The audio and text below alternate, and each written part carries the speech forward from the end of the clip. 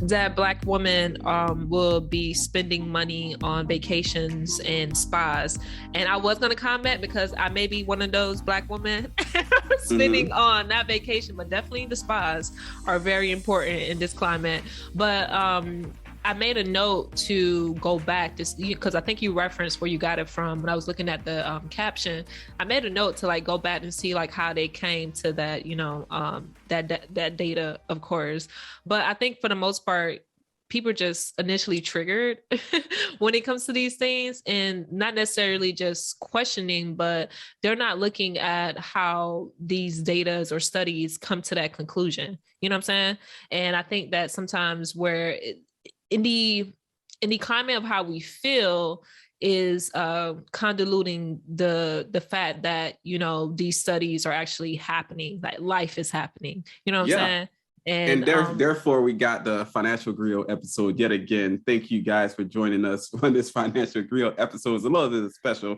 We do not have Lovely here. For some reason we have Atlanta. I don't know. It's like kind of the flip up. Maybe Lovely's out here trying to get her date on and stuff like that. As the only married guy here, I support. Lovely is at a birthday party, children birthday party. Okay, so stop it. You better stop doing that. You hunt wherever you want to hunt. Just hunt wherever you want to hunt. So let me say this again. Yes, my name is Lawrence. I'm one of the hosts of the Financial Griot, and you are in the right place for a conversation that deals a lot with just life, money, stories, and understanding. So we trying to dive into, plot points, reports, and so on and so forth, and give our perspective on it in order for you to walk away with something a little bit more actionable in your life and that you can actually change. With that being said, I am joined by my other lovely co-host. So not Lovely, but the other co-host. Let's go. Hey, what's up, everyone? Thank you so much for tuning in to another episode of TFG, better known as the Financial Griot. I am the third of the third co-host. My name is Atlanta Elson, and we are here just providing information, providing our introspection, just stories. We like to share stories. We like to provide our own perspective, and all in effort to build a great community. But it starts with ourselves first and sharing. Thanks for tuning in. Cool. And you just walked into a cold intro. I actually like cold intros. It's kind of like that part. I is like, see. Where you get it? Like people like, did I walk into half the episode or something? They're like, no, sometimes you kind of, you warm into like the idea of the episodes, the follow through. And then we got to go back and explain to you where we're getting all this information from. So I posted something recently on my IG, which is always interesting. Sometimes it's toxic. Sometimes people actually be liking it. They side share it to other people. They save and side share. They don't like my posts half the time, but they just save and side share for some reason. I'm like, you guys. So you can see that data. Yeah, the insight shows it. So one of the ones I posted up is about the patterns that the marketers are figuring out in regards to just how we're spending. So I was trying to tell people that there's an entrepreneur right now that is always working very hard to part you away from your own money. That means they wake up at 5 in the morning, they go to sleep at 10, 12 at night, or even 1 or 2 a.m. in the morning, because they're really working hard to figure out the next thing so they could become rich. And their whole goal is to part you with your money. And as they do that, they gather data, they gather information, and they got either to be quantitative or qualitative information. They work through that and they notice patterns. And the patterns that they found here is that Black women are 2.5 times more likely to be planning a spa vacation in the next year compared to women overall. And that was the Nielsen rating. Nielsen usually do like the ads. They also report like what we're watching on TV, so on and so forth. So they're getting all that data, and all that data translates to ad revenue. And it made sense because the companies need to know who are they, targeting. Well, let's say if you're watching Insecure, we already know the demographic for Insecure. What? Millennial Black women, maybe some digital. It's highly diversified. Yeah, it's diversified, but your primary, real estate here is millennial Black women. Is it not? Yeah, I will agree. Let me just let me just ask. I just want to be sure. The Nelson marketers, isn't that the same one that I remember years ago?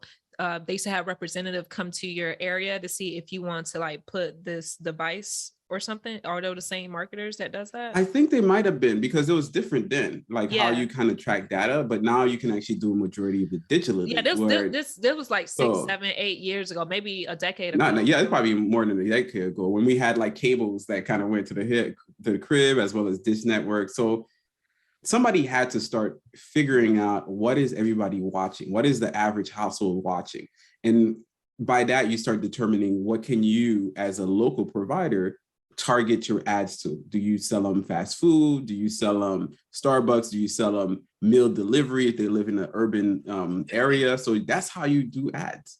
That's how you center your ads. That's how ads are valued, so on and so forth. But this, as you said at the very beginning, is somewhat triggering for Black women. But I'm like, this should be in the forefront of your mind. The question becomes, though, right?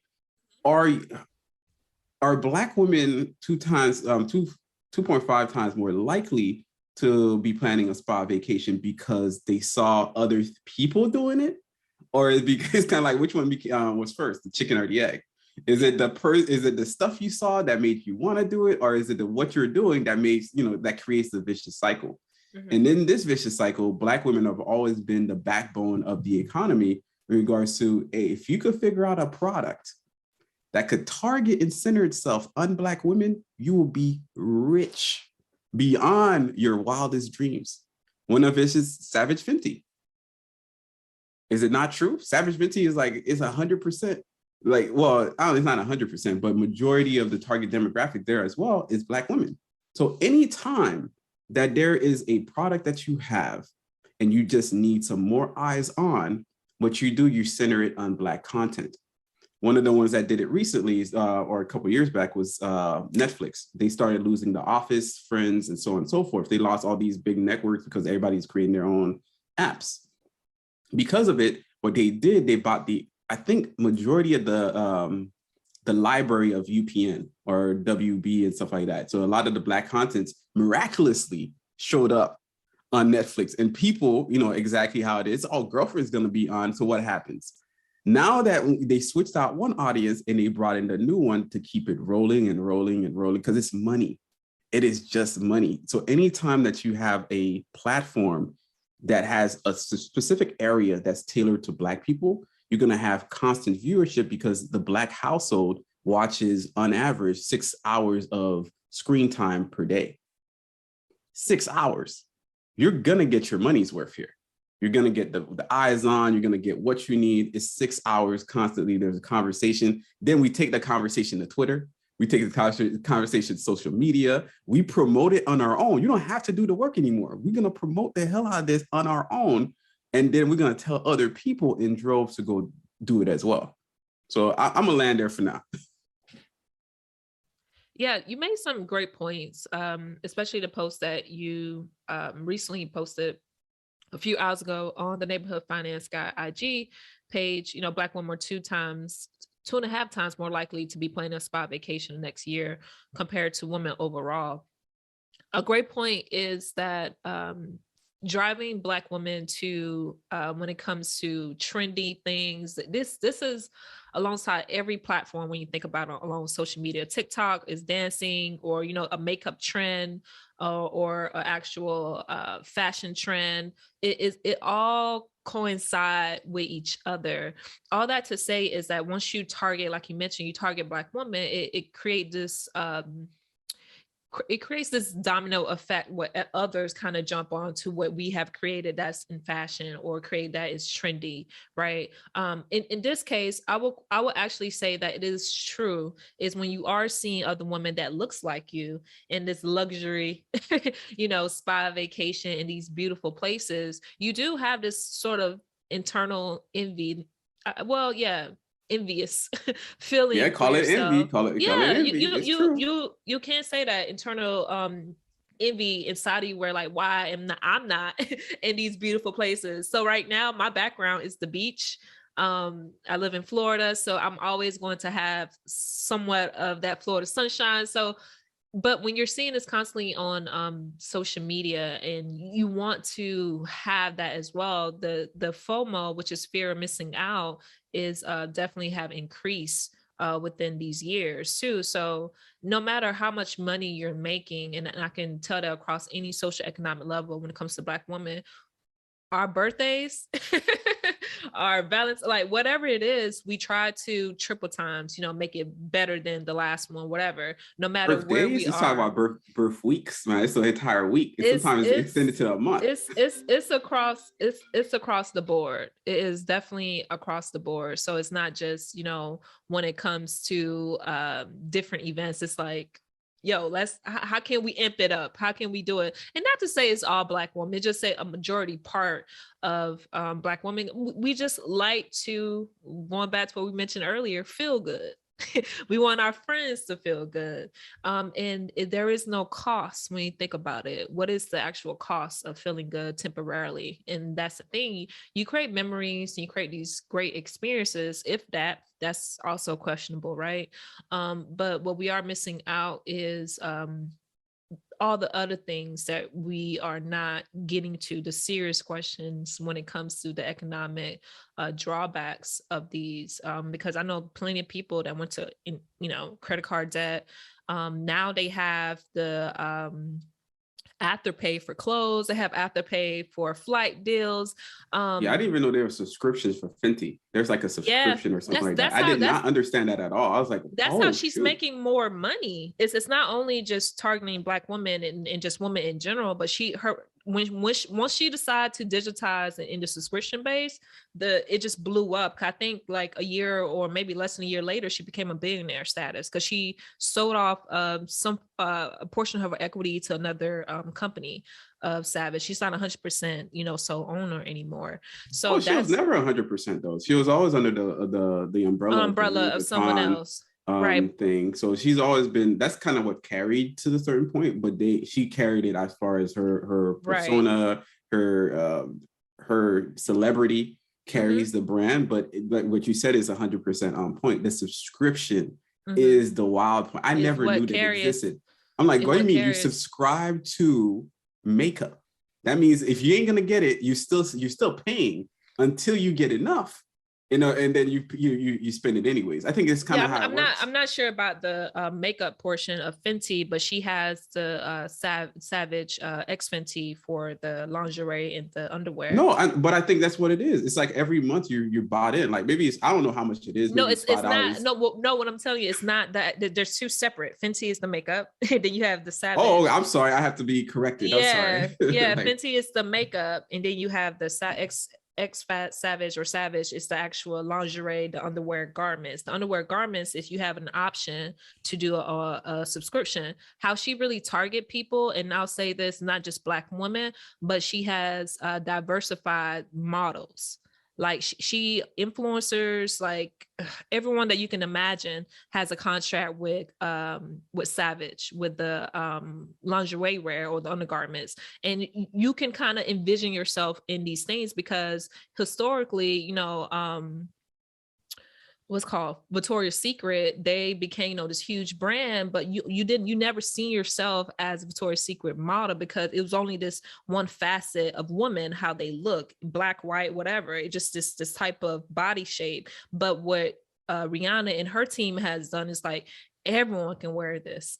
We're being inclusive. Everyone can wear this. And we're going to make sure that it's not only just skinny women, Black women, white women, but we're also going to make sure it's different types of women as well. Because some women, I have seen influencers who are, probably in wheelchairs. She know how to target people that are different, and it's not just the norm. So they're doing a great job in doing so.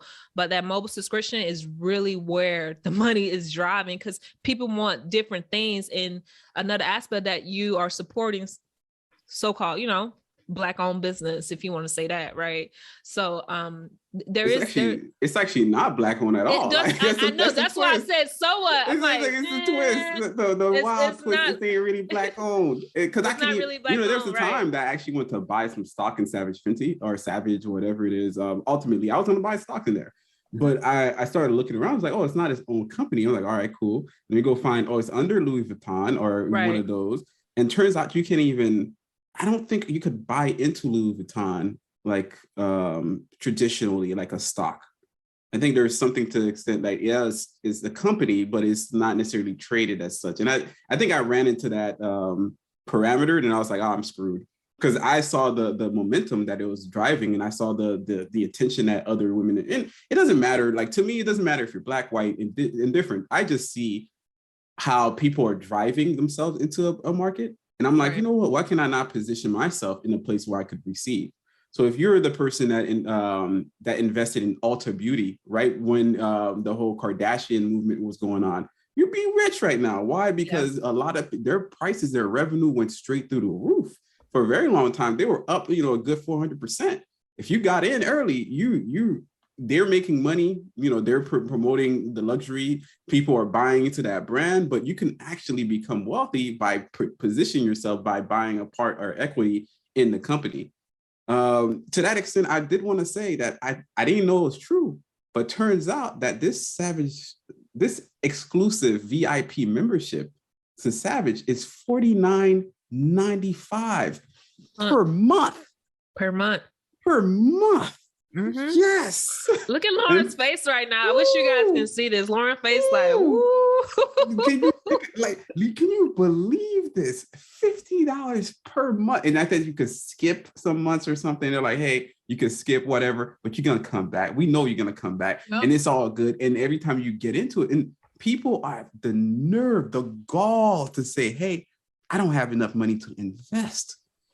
They're like, I can't invest $50. What? You're insane, Lawrence. I cannot invest $50 a month or $100 a month. I'm like, you can. I see where you put the money. You've made the decision that this is more important to you than actually investing. You inverted the equation. The problem here, you're supposed to save first, invest first before you buy the stuff and you get into the extra stuff. And nobody's saying you can't have a spa day. Like, I personally want like the massage envy. I'd want a massage envy subscription. I want to pop in every like 6 months or something. I just need to unwind. I need you to put in the works. I'm talking the back breaking stuff. I want you to give the muscle, like Southeast Asia stuff, man. Like not this whatever Western European garbage. You know what I'm saying? I'm gonna need you want to somebody on your back. Yeah. Like I'm gonna need you. And they good. They're like, I'm gonna step it up. Yeah, they call it Anjumas. They like, this thing is insane. So good. Yeah. So you mean to tell me people are actually spending $49.95 per month? Yeah. I'm just gonna do some numbers. I'm gonna let you rock. I wish I would have I could give you more context, and like, is the quality good and stuff like that. I know my best friend, she loves Savage, and she does like them. She typically buys them on sale, if I'm not mistaken. But I have never purchased from Savage before, so I can't really tell you like how's the quality. I just heard it's good quality and they just like it, so I'm not too particular how to. Yeah, I think the quality is there. I'm not gonna, I can't sit there and say the quality is not there. That'd be disingenuous. I think the quality is there, the marketing is there, and you can't be at that level of, I guess, customer fanfare if your quality wasn't good. Mm-hmm. So they're not rocking garbage product. It's just repackaged in a way that is different. I think when Victoria's Secret and the whole body positivity movement started to clash, and Victoria's Secret started to tank, because first I thought Victoria's Secret was actually a woman named Victoria, and that was the secret. But in truth, that's not the secret at all. The secret is it's a man-owned company. You're like, how? And that's the secret. It was wild. And I think because of it, you start seeing a lot of backlash. And as they fell down, it opened up the opportunity for any other lingerie style company to come in. A lot of things came out of nowhere. Like, I remember something called Undies or something like that. And there's a whole bunch of other ladies doing comfort wear, lingerie. So it's not this type of thing. And it's good. This is what capitalism is. It's spurring on the productivity and creativity of people. And then at some point, Rihanna says, hey, I want to make this a little bit more. I think the makeup was because there was a lack of makeup for Black women, because the kind of colors did not really completely smooth out with you guys. Not only Black women, it's like across the board. Yeah, like I guess the black, brown, that the shades were not there. Even to the point I remember the stockings was a big issue, because stockings were something about them that were like white stockings that didn't really make sense. Then you have ballerinas that says, hey, those outfits don't make sense to me. So there's a lot of opportunity there, and people jumped in. I'm one of those people that watch society as it changes, and I understand where it's going. And then somebody comes in, adds celebrity, And then boom, you have that. Because before all of this, celebrities were selling perfumes. Yeah. Or they were But selling like they will put clothing their lines. names. Yeah, they'll put Yeah, their the names perfume and was stuff. like, Yeah. it won't stick too long. Mm-hmm. The clothing line started coming out, the Saint John's, whatever. Anybody has their own clothing line. And eventually you realize, well, maybe having these smaller outfits, less, I guess less fabric, quicker turnaround, so on and so forth. Boom. Then you slap a subscription of $50 per month. You're good. And if you did that $50 per month for what, 20, let's say 20 years, let's say you're 20 and you're rocking, the lingerie fits for the next, 20 years. So you buy 40 and you know what, forget it. What was it? Women, there's no cap on when women, feel sexy. So I don't know. I'm just saying 30 years. Thank you. You're 20 to 50. You out there savage 50 for life. Maybe you 60. You rocking with Rihanna. I'm just saying 30 years. You're rocking with Rihanna. Let's say that $50 was invested at 9%. It would be $85,000, of which you had contributed 18 grand. It'd be up almost $70,000 of just like free money out the system. Mm-hmm. And that's just bare minimum. And what's funny about this is that this is basically half of the median savings of a lot of Americans entering into retirement. Just like that $50 subscription. And it's not the only subscription we have. We have, some people got the Massage Envy subscription. You got to get the hair and nails. You got to max that up. You can't it's expensive, Lawrence. You can't just go on vacation without looking a certain way. You can't just go out just looking any old way. Yeah. The outfit's got to be on point. Hey, you got to now Netflix it up at the house, because if I ain't going out, I mean, I as well be watching Netflix, Hulu, like somebody had the nerve to tell me they had a subscription to Peacock. Like, why? Oh, the new Streamline was on Bel Air, right? The NBC, CBS, I think it's NBC app. Who the hell cares? Like, how do you have this extra one? Nobody, like, it's crazy. And then we all have the nerve to turn around and say we don't have the money to do what we need to do in our lives. Mm-hmm. Mm-hmm. Mm-hmm. So I know this is like, it's an interesting conversation about that money. I know we're going to cut it off very soon, but what are your thoughts before we ride out on this one? Because it's a short one. It's nice and easy. No, I just want to balance it out to say that we're not judgy, even though I feel Lawrence can come across as judgy a lot. But I will say is that it's all about what are you prioritizing, right? They always say that I could tell you what you really care about or what your priorities are just by looking at your banking statements. Because most time we think we don't have the money, but we actually do have the money. It's just being reallocated somewhere else. When I started my financial journey, this is 6-7 years ago, is I start realizing I was putting so much money on credit cards and hotels and just traveling so much. And it dawned to me that it's not in a matter of how much money I had, it's in a matter of how I was using the money that I was being compensated for.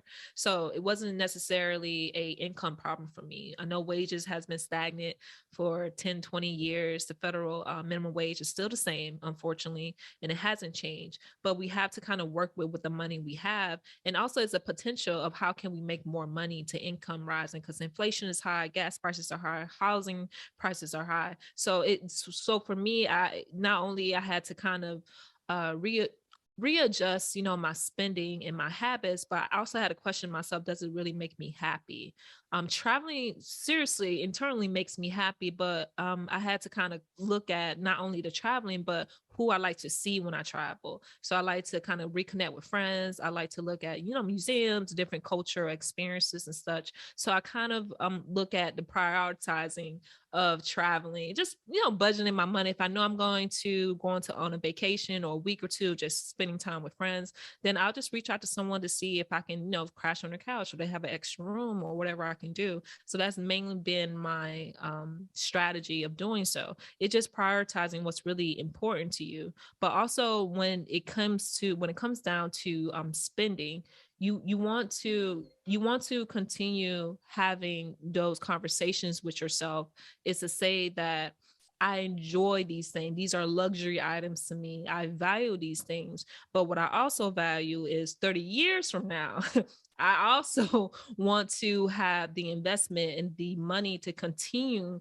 having these luxury items. Because as you know, the older you get, for most people, the income kind of stay, at the pinnacle where you're not really making as much anymore, right? So you have to kind of readjust the spending. So, but if you start now, I think it's the best terms to kind of get you where you need to be. So it's not to say you can't spend, it's just to say that prioritizing what's really important.